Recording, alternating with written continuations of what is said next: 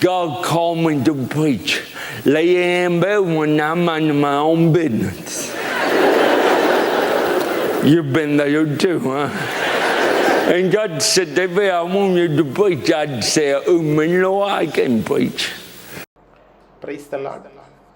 பிரியமானவர்களே, இந்த வீடியோவில் சகோதரர் டேவிட் ரிங் அமெரிக்காவை சேர்ந்த ஒரு ஊழியர் அவருடைய சாட்சியை குறித்து நம்ம கேட்க போகிறோம். அவரை குறித்தான ஒரு சுருக்கமான முன்னுரை. சகோதரன் டேவிட் ரிங் சிறு வயதிலே பெருமூளை வாதம் என்ற நோயினாலே பாதிக்கப்பட்டார். இந்த பெருமூளை வாதம் அது செரிப்ரல் பால்சி அப்படின்னு சொல்லுவாங்க. இந்த பெருமூளை வாதம்ங்கிறது என்னென்னா, மூளை வளர்ச்சி இல்லாமை அல்லது மூளை அசாதாரணமான வளர்ச்சி அல்லது மூளை பாதிப்புன்னு சொல்லலாம். இதனால் என்னென்னா, அவங்களுடைய ஆக்ஷன்ஸ் சரியாக வராது, பாடி லாங்குவேஜ் கரெக்டாக இருக்காது, அவங்களுடைய தசை பிடிப்பு தசையெல்லாம் சரியாக இயங்காது. இப்படிப்பட்டதான நோயை பாதிக்கப்பட்ட சகோதரன் டேவிட் ரிங் எப்படியாக ஆண்டவருடைய ஊழியத்துக்குள்ளே வந்தார், அவர் எப்படி இந்த ஊழியத்தை செய்கிறார் என்பதை அவர் சொல்கிற அவருடைய வாயாலே நம்ம கேட்டு தெரிஞ்சுக்கலாம். அதை உங்களுடைய வசதிக்காக நான் அதை தமிழில் மொழிபெயர்த்திருக்கிறேன். வாங்க வீடியோக்குள்ள பார்க்கலாம். 1971ஆம் ஆண்டு தேவன் என்னை ஊழியத்திற்கு அழைத்தார். அச்சமயம் சுகவீனத்தால் நான் படுக்கையில் படுத்துக்கொண்டு என் வேலையை பார்த்து கொண்டிருந்தேன். நீங்களும் அப்படிப்பட்ட நிலைமையில் இருக்கலாம். தேவன் சொன்னார், டேவிட், நீ பிரசங்கிக்க வேண்டும் என்று விரும்புகிறேன். நான் சொன்னேன், ஐயோ ஆண்டவரே, என்னால் பிரசங்கிக்க முடியாது. ஆண்டவரே, நான் பேசுவேன், ஆனால் நிறைய பேரால் அதை புரிந்து கொள்ள முடியாது. ஆண்டவரே, எனக்கு பெருமூளைவாதம் உள்ளது. தேவனிடம் நான் பெருமூளைவாதம் இருப்பதாக சொன்னதை கற்பனை செய்து பாருங்கள். நான் படுக்கையில் இருந்து எழுந்த பொழுது கர்த்தர் கேட்டார், உண்மையாலுமா? என்ன விளையாடுகிறாய்?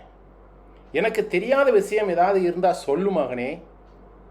நான் சொன்னேன், ஆண்டவரே, நீர் என்னை பிரசங்கிக்க விரும்பினால் இன்னொரு முறை யோசித்து சொல்லுங்க என்றேன். அவர் மறுபடியும் என்னை அழைத்தார். நீ சுவிசேஷத்தை பிரசங்கிக்க வேண்டும் என்றார். நான் என் படுக்கையில் இருந்து எழுந்தேன். என் வேதா புத்தகத்தை எடுத்து பிலிப்பியர் 4ஆம் அதிகாரம் 13ஆம் வசனத்தை திறந்தேன். அதில் என்னை பலப்படுத்துகிற கிறிஸ்துவினாலே எல்லாவற்றையும் செய்ய எனக்கு பலன் உண்டு என்று எழுதியிருந்தது. எல்லாவற்றையும் செய்ய எனக்கு பலன் உண்டு. பிரியமானவர்களே, தேவன் என்னை அழைத்த காரியத்தை செய்ய விடாமல் என்னை தடுக்க இந்த சரீரத்தை நான் அனுமதிக்க மாட்டேன். தேவன் இருக்கும்போது சிறியது கூட பெரிதாகும். ஒரு புத்தகத்தை அதன் அட்டையை வைத்து ஒருபோதும் மதிப்பிடாதீர்கள். வெளித்தோற்றத்தை பார்த்து எத்தையும் மதிப்பிடாதீர்கள். என்னை பாருங்கள், எனக்கு பெருமூளைவாதம் உள்ளது. உங்கள் பிரச்சனை தான் என்ன?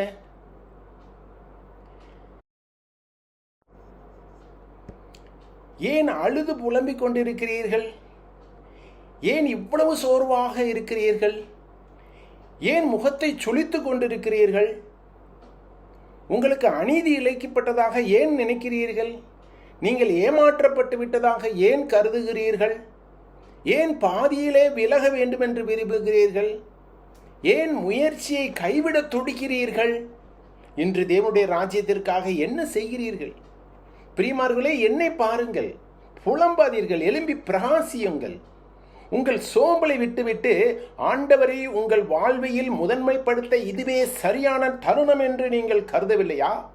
உங்கள் ஆசீர்வாதம் என்னும் சௌகரியமான வட்டத்தில் விழுந்து வெளியே வருவதற்கு இதுவே சரியான நேரம் என்று நீங்கள் நினைக்கவில்லையா?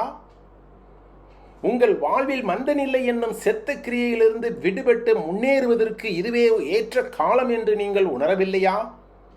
உங்களை பாருங்கள், தேவன் உங்களுக்கு ஆரோக்கியமான உடலை கொடுத்துள்ளார். என்னை பாருங்கள், நான் பலவீனமானவன், சத்து இல்லாதவன்,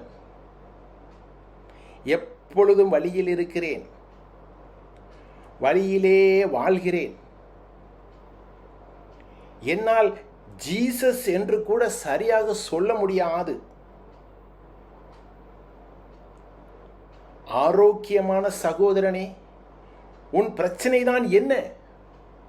ஆரோக்கியமான சகோதரியே, உன் பிரச்சனை தான் என்ன? இன்று தேவனுடைய ராஜ்யத்திற்காக நீங்கள் என்ன செய்கிறீர்கள்? பிரியமானவர்களே, என்னை பாருங்கள். தேவன் என்னையே பயன்படுத்த முடியும் என்றால் உங்களை வைத்து எவ்வளவு செய்ய முடியும்? செய்து யோசித்து பாருங்கள். இங்கே சபையில் வேலை செய்ய மக்களை கெஞ்ச வேண்டியதாயிருக்கிறது. நீங்கள் ஒருவரிடம் போய் சபையில் தேவனுக்கு சேவை செய்ய ஒரு வாய்ப்பு அல்லது ஒரு வேலை இருக்கிறது என்று சொல்லி பாருங்கள். அவர்கள் உங்களை பார்த்து, சரி பிரதர், நான் அதை பற்றி ஜெபிக்கிறேன் என்பார்கள். தேவனுக்கு சேவை செய்வதை பற்றி நீங்கள் ஜெபிக்க வேண்டியதில்லை. நீங்கள் அதை செய்யுங்கள். உங்களில் சிலர் சபை பாடகர் குழுவில் பாடுவர்களாக இருப்பீர்கள். ஆனால் இப்பொழுது சொல்லீர்கள், நான் இனி பாட மாட்டேன். ஏனென்றால் சிலர் என்னை காயப்படுத்தி விட்டார்கள்.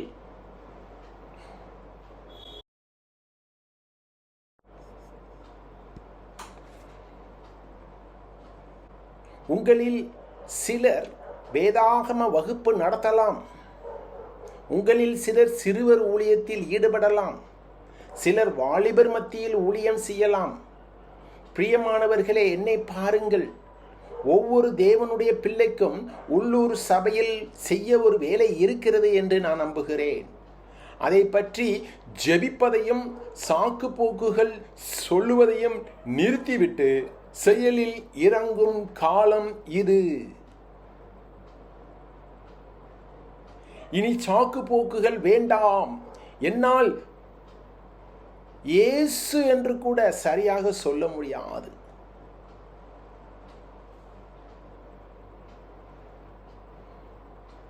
சகோதரனே, உங்கள் பிரச்சனை தான் என்ன?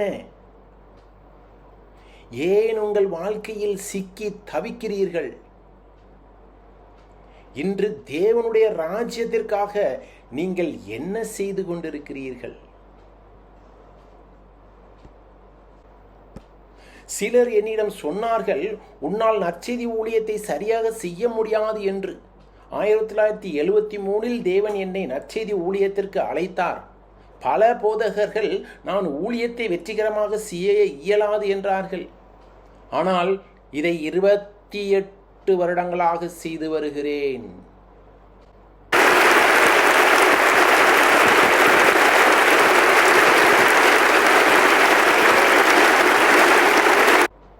அவர்கள் என்னிடம் சொன்னார்கள், டேவிட், உன்னை பெருசா யாரும் செய்து கொடுக்க அழைக்க மாட்டார்கள் என்றார்கள். ஆனால் கடந்த ஆண்டு மட்டும் எனக்கு 800க்கு மேற்பட்ட அழைப்புதல்கள் வந்தன.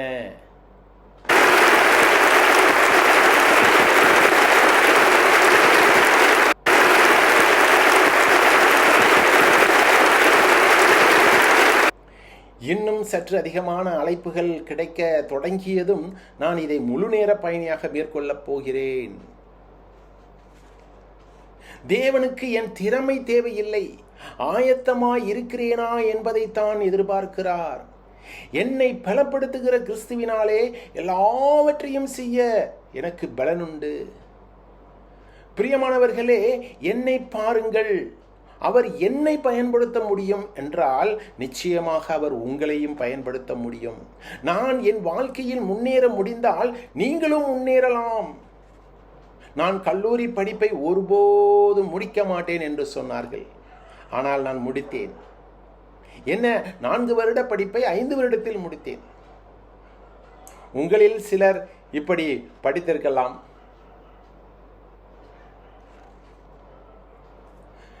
நான் ஒருபோதும் சைக்கிள் ஓட்ட மாட்டேன் என்றார்கள்.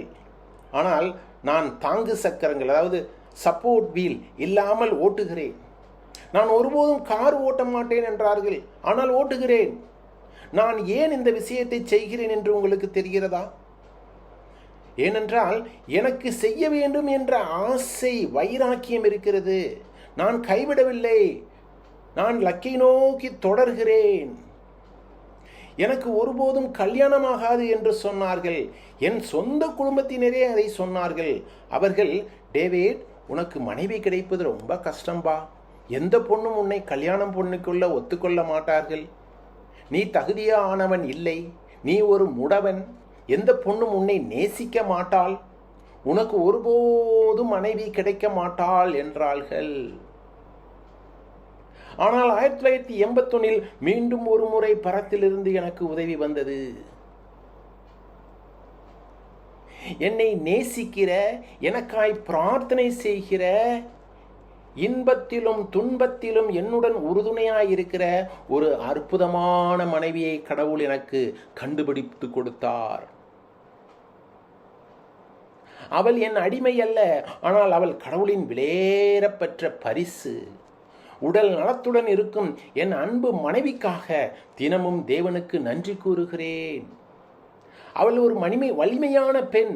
ஒரு முறை நான் அவளிடம், என்னை விட்டு பிரிந்து செல்வது பற்றி ஒருபோதும் நினைக்காதே, நீ என்னை விட்டு பிரிந்து சென்றால் நான் உன்னுடனே வந்து விடுவேன் என்று கூறினேன்.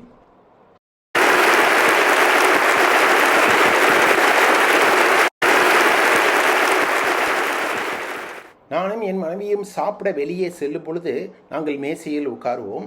உணவு பரிமாறுகள் வரும் பொழுது என்னை பார்க்கக்கூட மாட்டார்கள். அவர்கள் என் மனைவியை பார்த்து, இவருக்கு என்ன வேண்டும் என்று கேட்பார்கள். நான் என் மனைவியிடம், எனக்கு இது வேண்டும் என்று அவர்களிடம் சொல்லு என்பேன்.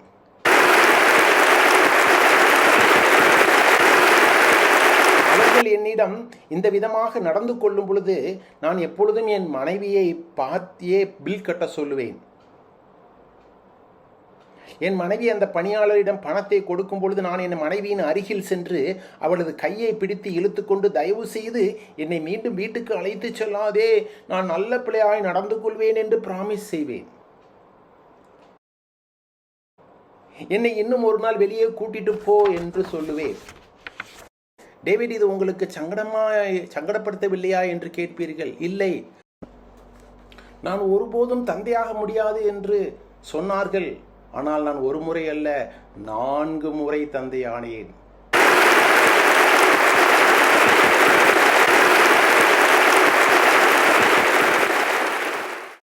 நான் 3 பெண் பிள்ளைகள் மற்றும் ஒரு ஆண் பிள்ளைக்கு தந்தை. சிலர் என்னிடத்தில் வந்து, பிரதர் டேவிட், உங்கள் குழந்தைகள் நார்மலாக இருக்கிறார்களா என்று கேட்பார்கள். சில சமயங்களில் என் பிள்ளைகள் பண்ணும் சில வேலைகளை பார்த்து அவர்களுக்கு மூளை பாதிப்பு இருக்குமோ என்று நானே நினைப்பேன். ஆனால் அது சாதாரணமானதுதான். ஆமென். ஆனால் ஒவ்வொரு முறையும் நான் என் குடும்பத்தை பார்க்கும் பொழுது என்னால் சொல்ல முடிந்த ஒரே விஷயம், தேவனுக்கு மகிமை, அவர் பெரிய காரியங்களை செய்துள்ளார்.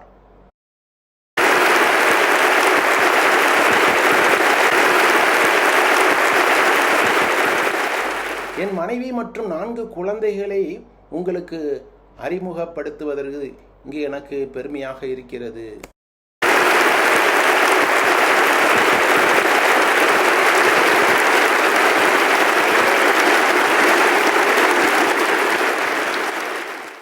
இங்கே பாருங்கள், நீங்கள் கடவுளுடைய வல்லமையில் நம்பிக்கை வைக்கவில்லை என்றால், இங்கே பாருங்கள், வாழ்க்கையிலே நான் நெடுந்தூரம் வந்துவிட்டேன். நான் எங்கே இருந்தேன் என்பது எனக்கு தெரியும். நான் என் அம்மாவை நேசித்த அந்த சிறுவன், என் அம்மா மட்டுமே என்னை அப்படி நேசித்தார். உங்களுக்கு தெரியுமா, கர்த்தர் என்னை அப்படியே நேசித்தார். அப்படியே என்னை நேசிக்கிற 5 பேரையும் எனக்கு கொடுத்தார். பிரியமானவர்களே, என்னை பாருங்கள். எனக்கு ஒன்றும் அநியாயம் நடந்துவிடவில்லை. நான் ஏமாற்றப்படவும் இல்லை. நான் ஆசீர்வதிக்கப்பட்டவன். நீங்களும் அப்படித்தான். தேவன் என்ன செய்திருக்கிறார் என்று பாருங்கள். தேவன் எனக்காக இதை செய்ய முடிந்ததென்றால் அவரால் உங்களுக்காகவும் இதை செய்ய முடியும்.